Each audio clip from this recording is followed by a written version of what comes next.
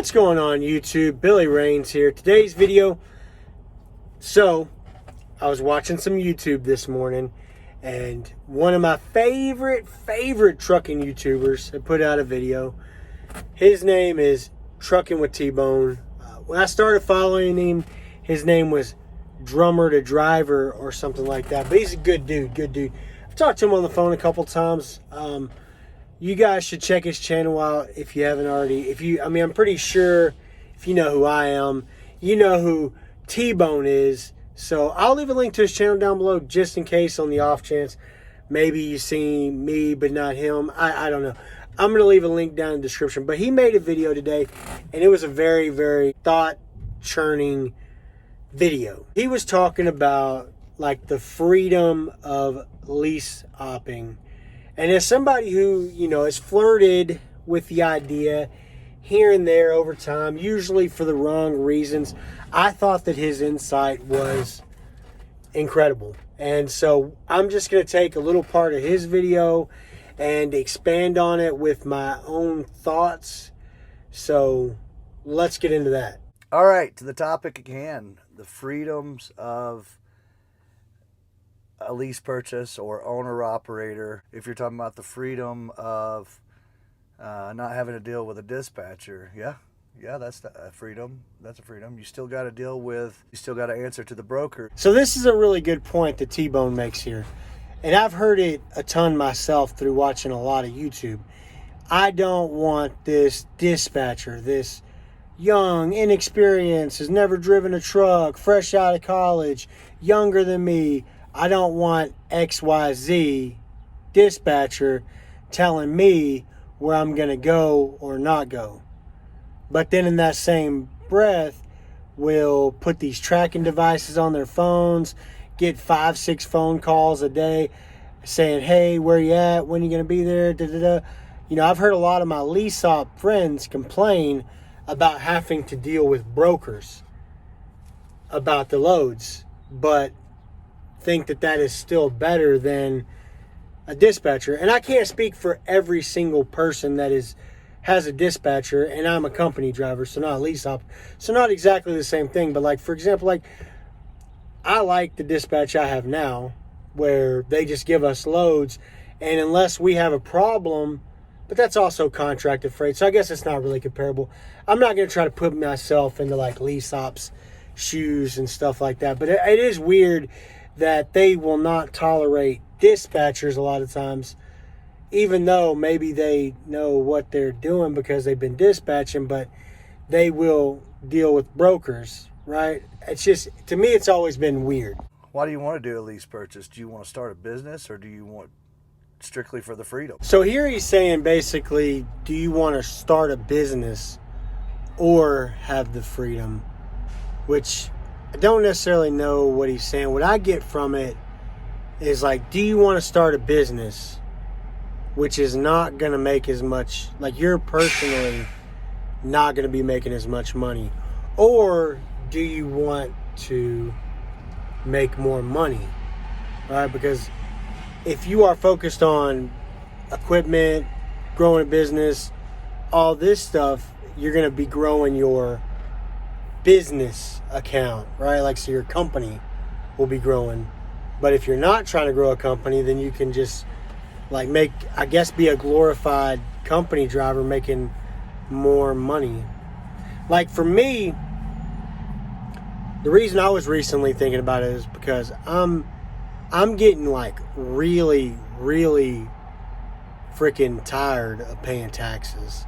And I get it. If you're an owner operator, you're still paying taxes. But in my mind, there's a big difference between, hey, we're going to take so much money out of your check every week, and then if we accidentally take too much, don't worry, we'll give it to you back at the end of the year.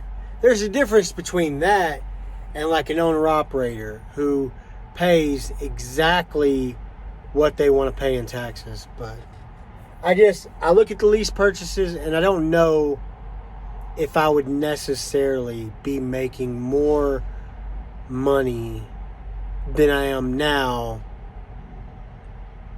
if you factor in like the amount of home time I take. So like if I was an owner operator and I was home every single day and I was off on the weekends, I don't think I'd be making anywhere near as much money as I'm making now. If you're talking about the freedom to go home when you want, yeah, you've got that freedom to go home when you want.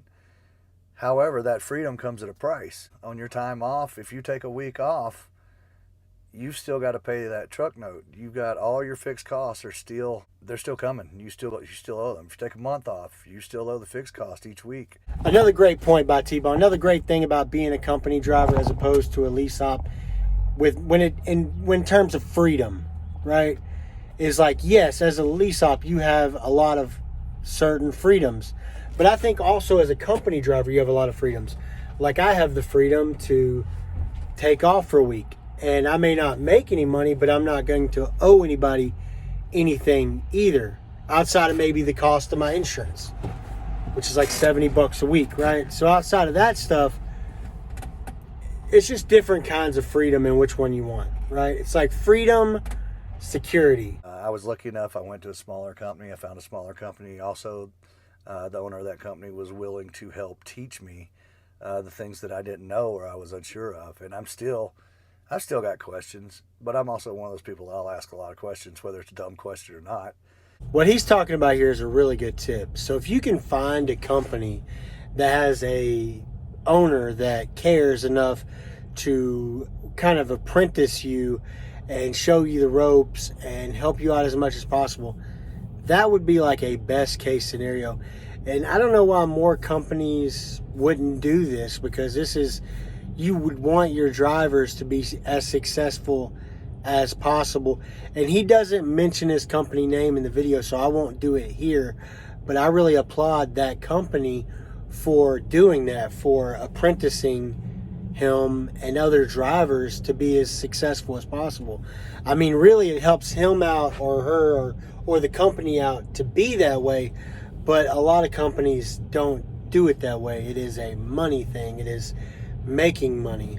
So this is a really cool tip. If you can find this kind of situation, good for you. But also going into lease purchases, know what you got. You got to go in with your low cost. You got to have your home finances in order. So the last point he makes here, and the last one I'll talk about, is basically he says that his home expenses are low, which is really good advice, because a lot of people get so wrapped up in making more money they forget about the other half of it, which is spending less money. So there's two ways to make more money: making more money and spending less money.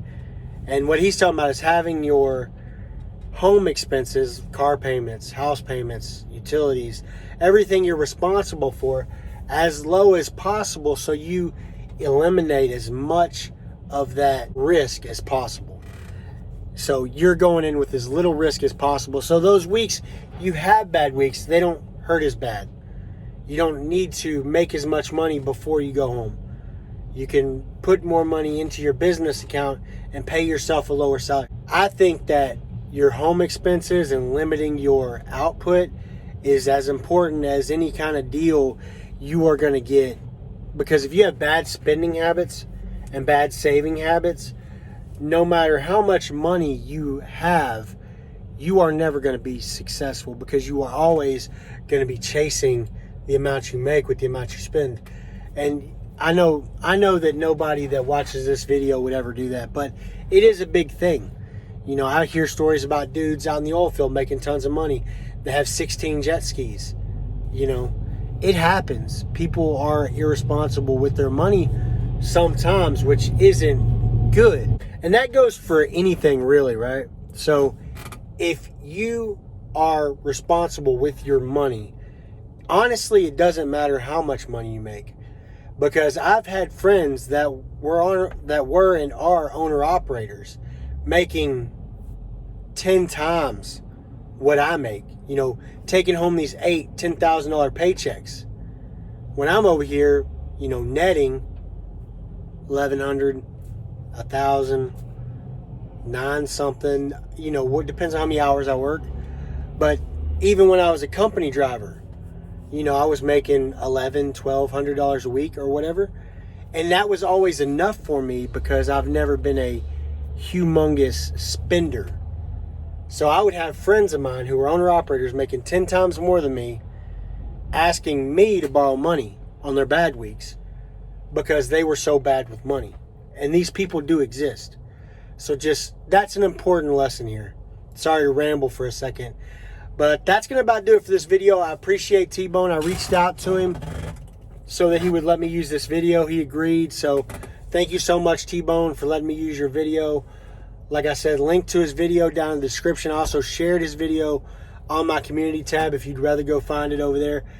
As always, I hope you guys have a fantastic day. Stay safe, and I'll catch you in the next one. Peace.